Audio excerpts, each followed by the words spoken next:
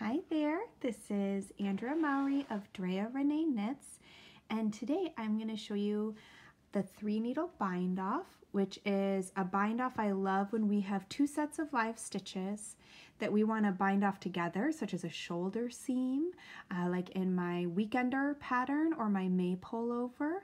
Those both have exposed shoulder seams. Or this is for the back seam of my new pattern, the Rose Cardigan. So if you want an exposed seam, which I happen to love, then you'll have the right side of your work facing out. For this pattern, the right side is actually our purl side. It's a reverse stockinette pattern.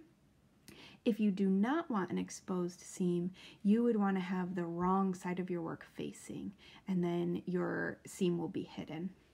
So for this one, we want to see our seam. So I have my right side facing out, and I have the live stitches that I want to bind off 2 needles. So they're being held parallel, and to do this bind off, you will need a 3rd needle. I am using the same size needle for all 3. If you tend to bind off tight, you could go up a needle size with your 3rd needle. It's up to you, either would work. So what we're going to do here is we are going to insert our needle tip into the front leg of the stitch closest to our needle tips on both needles, so that we have 2 stitches that we're knitting through. So essentially we're just doing a knit 2 together here. Sometimes this can feel a little awkward, so you can take 1 stitch off at a time if that's easier.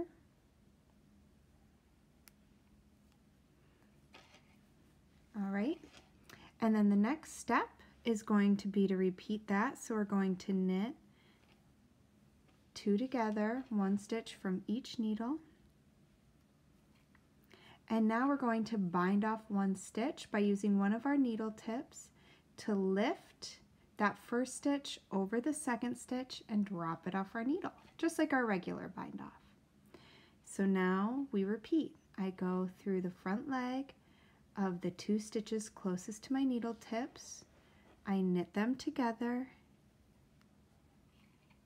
and then I use one of those needles to pass my 1st stitch over my 2nd stitch and drop it off. And I'm going to continue in this manner all the way across until all of my stitches are bound off. So you will want to have the same number of stitches on both needles because you're binding off each stitch together.